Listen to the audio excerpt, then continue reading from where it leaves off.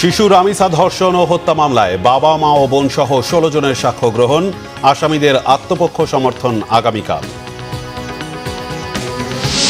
দেশ ভালো নেই, সবকিছু চলছে মানুষের প্রত্যাশার বিপরীতে, সিলেটে বললেন বিরোধী দলীয় নেতা।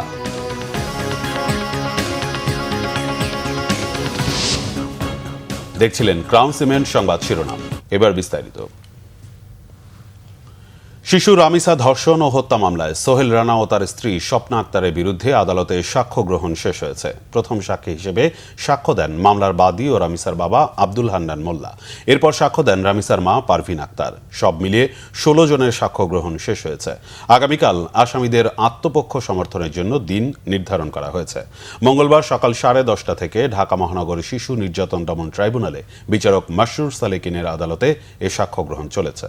মামলার দ্বিতীয় সাক্ষী হিসেবে রামিসার মা পারভিন আক্তার তার জবানবন্দিতে পুরো ঘটনার বিস্তারিত বর্ণনা দেন বিচারকের সামনে। এরপর অপ্রাপ্তবয়স্ক হওয়ায় রামিসার বোন রাইসার ক্যামেরা ট্রায়াল জবানবন্দি নেন বিচারক। এর আগে আসামি সোহেল রানার উদ্ভট বক্তব্য প্রচার করে রামিসা হত্যা ও ধর্ষণের বিচারকে ভিন্ন খাতে নেওয়ার চেষ্টা চলছে বলে আদালতে অভিযোগ করেন রাষ্ট্রপক্ষের আইনজীবী। তিনি বলেন, বিচারকের সামনে ছাড়া আসামির আর কারো সামনে কথা বলার এখতিয়ার নেই। আসামি সোহেল রানা যেন কোথাও বক্তব্য দিতে না পারে এ বিষয়ে পুলিশকে ব্যবস্থা নিতে নির্দেশ দিয়েছেন আদালত। গত ১৯ মে পল্লবীর ১১ নম্বর সেকশনে শিশু রামিসার মরদেহ উদ্ধার করে পুলিশ। এ ঘটনায় সোহেল রানা ও তার স্ত্রীকে আসামি করে মামলা দায়ের করে রামিসার বাবা আব্দুল হান্নান মোল্লা। জামায়াতে ইসলামের আমির ডক্টর শফিকুর রহমান বলেছেন, দেশ ভালো নেই, সবকিছু মানুষের প্রত্যাশার বিপরীতে চলছে। সিলেট সদর উপজেলায় ধর্ষণ ও নির্মম হত্যাকাণ্ডের শিকার ৪ বছর বয়সী শিশু ফাহিমার স্বজনদের সাথে দেখা করেন জামায়াত আমির। এ সময় স্বজনদের সমবেদনা জানান তিনি। পরে সাংবাদিকদের সাথে কথা বলেন বিরোধী দলীয় নেতা। অভিযোগ করেন, সরকার অত্যন্ত তড়িঘড়ি করে জ্বালানি তেলের দাম বাড়িয়েছে। এর ফলে সাধারণ মানুষের উপর সরাসরি করের বোঝা আরও বাড়বে, যা জনজীবনকে আরও বিপর্যস্ত করে তুলবে। দেশ জুড়ে হাম ও রুবেলার প্রাদুর্ভাব এবং এতে শিশু মৃত্যুর ঘটনায় ক্ষোভ জানান ডক্টর শফিকুর রহমান। সর্বোচ্চটা আর কোনো বাপ মা চোখের পানি ফেলে না বলুক যে আমার বাচ্চা তো ফেরত পাবো না, আমি আমার বাচ্চার বিচার চাই। রামিসার বাবাকে সাংবাদিকরা জিজ্ঞেস করেছিলেন, আপনি বিচার চান কিনা? তিনি বলছেন, কার কাছে বিচার চাইব? অসহায়ত্ব প্রকাশ করেছেন। কেন? বিচার বিভাগের উপর মানুষের আস্থা নেই বলেই তিনি এই কথা বলেছেন। প্রধানমন্ত্রী যেভাবে রামিসার ক্ষেত্রে ঘোষণা দিয়েছেন 15 দিনের মধ্যে রামিসার বিচার সম্পন্ন হবে, আমরা চাই যে এইরকম একটা ঘোষণা এখানকার মন্ত্রী যিনি তিনিও দেবেন যে আগামী 15 দিনের মধ্যে ফাহিমার বিচারও সম্পন্ন হবে। দেশ ভালো নেই, প্রত্যাশার বিপরীতে এখন দেশ। শুধু এইটুকু বলে গেলাম, কিন্তু আমরা এটাও বলে যাচ্ছি, ওই স্রোত যত ভয়াবহ হোক, এই স্রোতের বিরুদ্ধে আমরা লড়াই করি। ২০২৬ সালের জানুয়ারিতে শুরু হতে যাওয়া এসএসসি পরীক্ষার সময়সূচিতে পরিবর্তন আসতে পারে বলে জানিয়েছেন শিক্ষামন্ত্রী এহসানুল হক মিলন। সচিবালয়ে প্রধানমন্ত্রী তারেক রহমানের সাথে শিক্ষা মন্ত্রণালয় সংশ্লিষ্টদের সৌজন্য সাক্ষাৎ শেষে একথা জানান তিনি। শিক্ষামন্ত্রী জানান, আগামী বছরের ৭ জানুয়ারি এসএসসি পরীক্ষা শুরুর সিদ্ধান্ত নেওয়া হয়েছিল, কিন্তু রোজার কারণে ১ মাস পেছানো হতে পারে। তবে বিষয়টি এখনও চূড়ান্ত হয়নি। শিক্ষামন্ত্রী আরও জানান, প্রধানমন্ত্রীর সাথে সাক্ষাতে শিক্ষা খাতকে যুগোপযোগী করার নির্দেশ দিয়েছেন তারেক রহমান। এবার আমরা চেয়েছিলাম যে ফেব্রুয়ারির শেষ দিকে কিছু করতে, কিন্তু ফেব্রুয়ারি তো রোজা। এই জন্য আমরা স্টেক হোল্ডারের সাথে কথা বলেছি, বলে তাদেরকে জানতে চাইলাম যে আমরা কি রোজার পরেই পরীক্ষাটা নেব না রোজার আগে নেব। তো স্টেক হোল্ডারও বললো রোজার আগেই শেষ করে দেন। সেই জন্য আমরা 7ই জানুয়ারি শুরু করব এবং 8ই ফেব্রুয়ারি আমরা শেষ করে দেবো।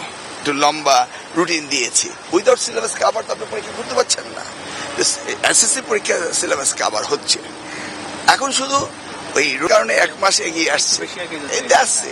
ইসলামী ব্যাংকের নবনিযুক্ত চেয়ারম্যান খুরশিদ আলমের নিয়োগ বাতিলের দাবিতে দ্বিতীয় দিনের মতো কর্মসূচি পালন করেছেন গ্রাহকরা। সচেতন গ্রাহক ফোরামের ব্যানারে সকাল থেকে মতিঝিলে ইসলামী ব্যাংক টাওয়ারের সামনে মানববন্ধন ও বিক্ষোভ করেন তারা। আন্দোলনকারীদের অভিযোগ, সরকার ও বাংলাদেশ ব্যাংকের সহযোগিতায় ইসলামী ব্যাংককে আবারও একটি বিশেষ গোষ্ঠীর নিয়ন্ত্রণে দেওয়ার চেষ্টা চলছে। এতে ব্যাংকটির স্থিতিশীলতা ও গ্রাহক স্বার্থ ক্ষতিগ্রস্ত হওয়ার আশঙ্কা তাদের। নতুন চেয়ারম্যানের নিয়োগ বাতিল ও সাবেক এমডিকে পুনর্বহালের দাবি জানিয়ে তারা বলেন, গত বছরের রাজনৈতিক পট পরিবর্তনের পর ব্যাংকটি ঘুরে দাঁড়ানোর যে প্রক্রিয়া শুরু হয়েছিল তা বাধাগ্রস্ত করার চেষ্টা করা হচ্ছে। তাদের দাবি, গ্রাহকদের আন্দোলন মিসগাইড করতেই বাংলাদেশ ব্যাংকের মুখপাত্র রাজনৈতিক ট্যাগিং দিয়েছেন। সচেতন গ্রাহক ফোরামের কর্মসূচিকে ঘিরে ইসলামী ব্যাংক টাওয়ারের সামনে বিপুল সংখ্যক পুলিশ মোতায়েন রয়েছে। সতর্ক অবস্থায় রাখা হয়েছে জলকামান ও সাজোয়া যান। দেশ জুড়ে বাড়ছে হামের প্রকোপ। রাজধানীর শিশু হাসপাতালে প্রতিদিনই বাড়ছে আক্রান্ত শিশুর সংখ্যা। শুধু গত 24 ঘন্টায় ভর্তি হয়েছে 33 জন। বছরের শুরু থেকে এ হাসপাতালে চিকিৎসা নিয়েছে প্রায় 1000 শিশু। বিশেষজ্ঞরা বলছেন, টিকাদানে ঘাটতি ও সচেতনতার অভাব পরিস্থিতিকে জটিল করে তুলছে। বিস্তারিত জানাচ্ছেন আসমা আক্তার নূপুর। 18 দিন বয়স থেকেই হামের সঙ্গে লড়ছে জুনায়েদ। এখন তার বয়স 1 মাস। অবস্থার অবনতি হলে ফরিদপুরে 3 দিন চিকিৎসার পর তাকে আনা হয় রাজধানীর শিশু হাসপাতালে। ওর 18 দিন বয়সে শরীরে প্রথম র্যাশ দেখা দিছে। পরে আমরা আমাদের জেলা হসপিটালে ভর্তি করছিলাম, সেখান থেকে এখানে আসছি। এখানে হাম টেস্ট করে হাম ধরা পড়ছে। তো আমরা আইসিইউতে ছিলাম 11 দিন, আর এখানে আসছি আজকে 3 দিন। শুধু জুনায়েদ নয়, শিশু হাসপাতালের ওয়ার্ড জুড়ে বিভিন্ন বয়সী হামে আক্রান্ত শিশুদের ভিড়। হাসপাতাল সূত্র বলছে, বর্তমানে হামে আক্রান্ত 112 শিশু ভর্তি রয়েছে। গত 24 ঘন্টায় নতুন করে ভর্তি হয়েছে 33 জন। চলতি বছরের জানুয়ারি থেকে এখন পর্যন্ত চিকিৎসা নিয়েছে প্রায় 998 জন শিশু। 4 দিন জ্বর ছিল, জ্বর কমে না, পরে ঢাকায় নিয়ে আসছি। আসার পরে নিউমোনিয়া হয়েছে, নিউমোনিয়ার একদিন পরে আবার হাম উঠছে। ওর প্রথম জ্বর, তারপর কাশি হয়েছে, তারপর 2 দিনের দিন গায়ে লাল লাল এগুলো উঠতেছে। তারপর ডাক্তার বলছে আর কি ওর হাম হয়েছে, তারপর এখানে নিয়ে আসছে। পাতলা পায়খানা হয়েছিল, আবার ঠান্ডা, মানে কাশতে কাশতে বমি করতো, আবার এই শরীরের মধ্যে ওগুলো উঠছিল। পরে এক জায়গায় এসে ওষুধ পানি দেওয়া নিয়ে কিছুটা কমছে আর কি। চিকিৎসকরা বলছেন, হামের পাশাপাশি নিউমোনিয়া ও অন্যান্য জটিলতা নিয়ে আসা রোগীর সংখ্যাও বাড়ছে। আমরা আসলে মিজাজের সাথে কমপ্লিকেটেড পেশেন্টগুলো বেশি পাচ্ছি, বিশেষ করে নিউমোনিয়া, তারপর হচ্ছে ডায়রিয়া, যেগুলো সাথে কমপ্লিকেশন সহ পেশেন্ট। এবং ঈদের পর থেকে পেশেন্টের চাপ আরও বেড়ে গেছে।